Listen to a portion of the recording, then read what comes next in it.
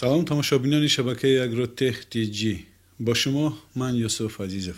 بسیار از دوستان ما خواهش کردند که درباره زمین لرزه دهه شراره ناحیه حصار معلومات پیشنهاد نمایم و من کوشش میکنم که درباره این زمین لرزه فاجعه آور که در نتیجه آن صدها نفر جان خود را از دست دادند به شما معلومات پیشنهاد نمایم. اگر شما نوارهای ما را درباره زمین لرزه پامیر 1911 که در نتیجه قشلاق اوسای زیر کوه مانده کلی سریز به وجود آمد، یا زمین لرزه قرطاق ناحیه حصار 1907 که زیاده از 12,000 آدمان زنده به زنده زیر خاک و کوه مانده جان خود را از دست دادند تماشا کرده باشید. این زمین لرزه ها همه قریب سحر رخ دادند که مردم در خواب شیرین بودند. از همه عجیبش این است که قریب همه آفت‌های طبیعی از جمله زمین لرزه‌های شدید شبانه نیخترش قریبی سحر رخ می‌دهد که مردم همه در خواب سختند و شانس نجاتشان بسیار کم میباشد. باران‌های سخت که باعث آمدن سیل می‌گردد نیز بسیارتر شبانه روز می‌دهد. راستی این همه به فکر من یکی از سری طبیعت میباشد که ما در دانستن آن عاجزیم. آدمی نیز با اینقدر پیشروی تکنولوژی نمی‌تواند دقیق وقتی رخدهی آفت‌های طبیعی را معین کند. اگر خصوص زمین لرزه را فقط عالمان می‌توانند در اساس آموزش‌های قشر زمین حرکت آن و رخدهی آفت‌های گذشته تخمین معین کنند، ولی آن را وقتی دقیقش را معین کرده نمی‌توانند. 23 ینوری سال 1989 ساعت 5:02 وقتی صبح، وقتی همه هنوز در خواب ناز بودند، در 30 کیلومتری شهر دوشنبه دهه شراره زمین اول مقرری جنبید. کسی پروا نکرد. بعدتر زمین لرزه تکراری با قوه 6-7 بال تکرار یافت. در نتیجه ادیر یا تپه‌های اطراف بالای آب آمیخته شده به بالای قشلاق فرو ریخت و شراره با باشندگانش 15-20 متر خاک کلاه پوشانید. چخیلی که گازیت‌های همون وقت خبر داده بودند زمین لرزه با قوه 5-6 بال منطقه 2100 کیلومتر کوادراتی را اشغال نمود. در مرکز زمین لرزه قوتناکیش 7 بال را تشکیل داد. زمین لرزه با قوتناکی 7 بال برای آدمان و خانه‌ها اونقدر خطرناک نیست، ولی زمین لرزه که با قوه 7 بال در این منطقه ناحیه حصار خسارات زیادی جانی و مالی را به عمل آورد. در نتیجه زمین لرزه تپه نزدیکی دهه شراره کنده شد. دهه مذکور را زیر خاک و گل 10-15 متر کرد که زیاده از 200 نفر آدمان جان خود را در این حادثه فلاکت آور از دست دادند و خانه ها همه با آدمانشان زیر خاک ماندند. از عائله خواجه‌یف ها تمام اهل عائله جان خود را از دست دادند، ولی با همین تقدیر کودکی 6 روزه با نام پروینه که در درون گهواره بود زنده میماند. بعد این فاجعه پردهشت دخترک نام شراره را میگیرد. شراره دختری 6 روزه که نام و قصه زنده ماندنش در زلزله فلاکت آور حصار در سراسر تاجیکستان بیرون از آن برای بسیاری ها آشنا است. حالا مادر 3 دختر است و میگوید که از خردی تا امروز بسیاری ها برابر دیدنش از او پرسان شده احوال پرسی میکنند. فاجعه 28 سال پیش و قصه به طور معجزه نجات یافتنش را شراره خواجه‌یف از رسانه ها و کهنسالان ده شنیده است. در خانواده عمکش که شراره به وی رسیده است در حضور او از آن حادثه وحشت انگیز زیاد یاد نمی آورند. شراره به روزنامه‌نگاران گفت اصلا از پدر و مادرم معلوماتی خیلی کم دارم چون خیلی خرد بودم، ولی از سخنان دیگران به مادرم بسیار مانندم. عکس‌های آنها را دیدم ولی از برادران و خواهرانم نه، چون که در وقت زمین می جنبد همه چیز زیر خاک میماند. زندگی شراره را زلزله 28 سال پیش با شدت 5-6 بال به کلی تغییر داد. در بین این زمین لرزه که ساعت‌های 5 صبح رخ داد، تپه‌های اطراف دهه با آب و لای با بالای منزل ساکنان فرو ریخت. بیش از 200 نفر در شراره و اطراف آن زیر خاک ماندند و از یک خانواده از یک دهه کلان فقط یک دخترچه پروینه 6 روزه زنده ماند. بعد این حادثه با اسم شراره معروف شد. با سرنوشت شراره که در روزهای اول زندگی رسانوی بود تا هنوز توجه زیاد است. با گذشت 12 ساله و نقل شراره از ناحیه و مناطق دیگر کشور مردم با عیادت او آمده از وضع زندگی فعلی او پرسان می شدند. شراره می گوید که برای دیدن می آمدند. کنی کلان شدی، چه خیلی زندگی داری. با عائله هایی که از خارج کشور به سرنوشت شراره توجه نموده او را فرزندخوانی کرده بودند و مدت کمکش میکردند، حالا دیگر او تماس ندارد. اما از پدر و مادر آلمانیش که تا 1 سال پیش با شراره رفت و آمد داشتند خاطره های زیاد دارد. والدان آلمانیش هر سال به زادروز شراره به تبریک می آمدند و خیلی می خواستند او را با خود ببرند. اما برای زندگی همیشه در آلمان به شراره در تاجیکستان خانواده اجازت نداده است. بعدتر وقتی خودش مستقل شده و تصمیم گرفت برای کار و زندگی به آلمان برود، دیگر والدان آلمانیش بازنشسته بودند و این امکانیت برایش فراهم نشد. حالا شراره داننده خوبی زبانهای آلمانی و از روی اختصاص هم آموزگاری این زبان است. اما فعلا در رخصتی است و در دوشنبه در خانه که شهرداری برایش تقدیم کرده است به تربیت فرزندان مشغول است. عایشه بانو، راحیل بانو و آمینه جان 3 دختر دارم و حالا در خانه با تربیت آنها مشغولم. پیشتر در شبکه اول همچون محرر در اداره برنامه‌های صبح کار میکردم. شوهرم صاحب کار است. در شراره یک مغازه دارد و با همین راه زندگی را پیش میبریم. میگوید شراره درباره زندگی فعلی خود. با آن که از زلزله شراره 28 سال میگذرد و با وجود آن که شراره یگانه نشانه از این حادثه چیزی از این فاجعه در خاطر ندارد، اما میگوید هر بار با رخ دادن زمین لرزه حسیاتی بدی او را فرا میگیرد و به دهشت میافتد.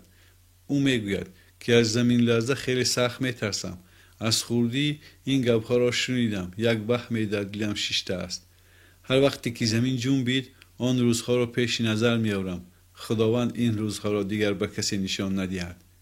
تپه‌ای که از بالای شراره کنده شد درازیش 2 کیلومتر را تشکیل میداد و تمام جنوب دهه شراره را با خاک و گل پوشانید. در این حالت تپه مقابل نیز کنده شده در حالت خاک و گل لای به پایان حرکت کردن را سر کرد. در راه خود این مسئله بزرگ به دههای آقلی بالا و آقلی پایان رسیده خانه های سری راهش را زیر خاک لای میکرد. به حساب متخصصان این مسئله کنده شده میلیارد کوبومتر خاک و گل لایق را تشکیل میداد. از زیر زمین مقدار زیادی آب زیر زمینی برآمد که کار نجات دهنده ها را مشکل میکرد. از همه اساسیش آن است که تپه های گرد اطراف دهه ها نه آنقدر بلند هم نیست. تخمین به بلندیشان 150 متر را تشکیل میدهد. چقدر شد که این تپه ها یک بار قوه را صاحب شدند که اینقدر مساحت را زیر خاک کنند. اولهای ماه فوریه در جای حادثه رسام از شهر تومسک بورسف کار کرده با مردم واخورده از زبان آنها درباره این فاجعه شنیده هایش را می نوشت. از سببی که او زبان تاجیکی را خوب می دانسته است توانسته است که هر سخن شاهدان را با اصلش نویساند و بسیار حالت های عجایب را قید نموده است و او از زبان شاهد استقامت کننده دهه آخری بالا حادثه را می نویسد. بعد تکان زمین آوازی پر دهشت شنیده شد و ترکیش به عمل آمد. من از خانه دویده برآمدم. در بالای تپه آتشی بلند را دیدم که روشن بلند بود و شعله سرخ زبانه میزد. آتش بلند خیست، همه جا را روشن کرد. من و دیگر آدمانی که بیرون برآمده بودند خیال کردیم که شهر دوشنبه میسوزد. دود سیاه، بوق و چنگ سیاه در آسمان پهن شد. از آنجایی که آتش بلند شد گدازه یعنی لاوا بیرون شد.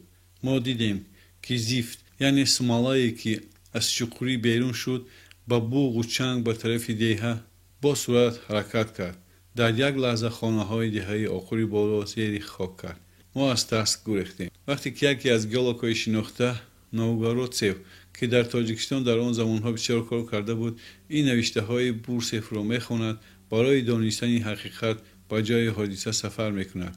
چون که در همه خبرهایی که در باره این فاجعه نوشته شده بود یگان گپ درباره ولکان نبود. در حسابات‌های خود او می‌نویسد من به تاجیکستان آمدم. با حجت‌های گیولوژی که متخصصان محلی در جای حادثه ترتیب دادند گرچه خیلی زیاد است، ولی من یگان کلمه درباره آنکه حادثه در نتیجه ولکان به عمل آمده است نیافتم و فکر کردم که ممکن آدمان در آن حالت از ترس‌ها هر چیز گفته باشند. من نمیتوانستم که فاجعه را نامخته برگردم و به جای حادثه سفر کردم. تپه‌های ارتباط که فاجعه رخ داده است میدان 30 کیلومتر کوادراتری را تشکیل می‌دهد. بلندیش 130 متر. از طرف جنوب به دریای کافرنیهان میرسد، از طرف غربیش باشد همواری یاقور که تپه‌های پیرامکس را از طرف شمال از هم جدا می‌کند. ولکان‌هایی که از خود خاک و گل بسیار را بیرون می‌کنند در حالت روحی می‌دهند که در قعر زمین این منطقه گاز یا نفت وجود داشته باشد و آن عقیده که متخصصان محلی پیشنهاد کردند که فاجعه از سبب آب زیاد زیرزمینی و زمین لرزه تپه لغزیده است نه آنقدر به حقیقت درست است، گرچند که ممکن این نقطه نظر درست باشد.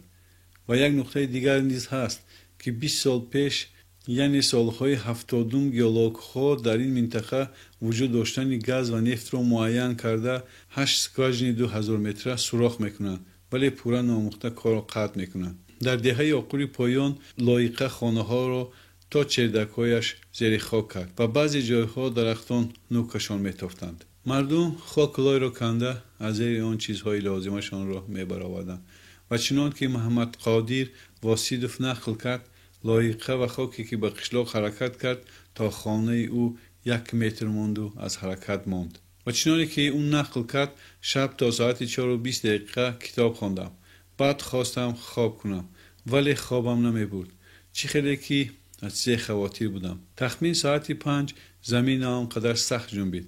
بعد 5 دقیقه در نزد در سگ برادرم آمد سخت جکید. بعد الاس کشیدن گرفت. من خستم. ناگهان آواز بلندی را شنیدم که فکر کردم که چیزی کفید و فکر کردم که میتیارید افتاد. همه جا یک باره روشن شد و بیرون دویدم. روشن بود لیک یک باره تاریک شد.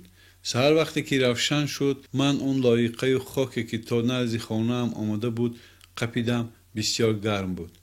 تاشمراد قربانوف، من 65 سال دارم. در این عمر خود زمین لرزه های بسیار را دیدم. همان وقت در وقت زمین لرزه از تکان سخت با اهل عائله هم بیدار شدیم. از من پرسیدند که این چیست؟ من گرگید را از روی تجربه درگیراندم که فهمم که این زمین لرزه است یا نه. شعله به بالا خیست.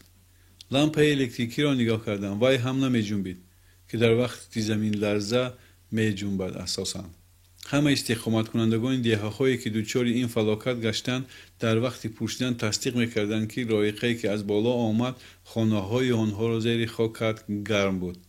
من نمی‌خواهم با این نوار تصدیق کنم که سبب این زمین لرزه‌ای که آدمان زیاد جان دادند ولکان یا چیز دیگر بود، چون که این گیولوژی شناخته نیز در وقت آموختن پورا تصدیق کردن نتوانسته است که این ولکان است. ولی من همین را می‌خواهم گویم که منطقه‌ای که ما در آن زندگی میکنیم یعنی تاجیکستان از جهت ریلیف کوهستان داشتن دائم زمین لرزه ها رخ میدهد. من خود خواهان هستم که ما دائم از این آفت‌های طبیعی امین باشیم. در آخر به کانال اگروتک TG آبونه شدن و لایک ماندن را فراموش نکنید. با ما باشید.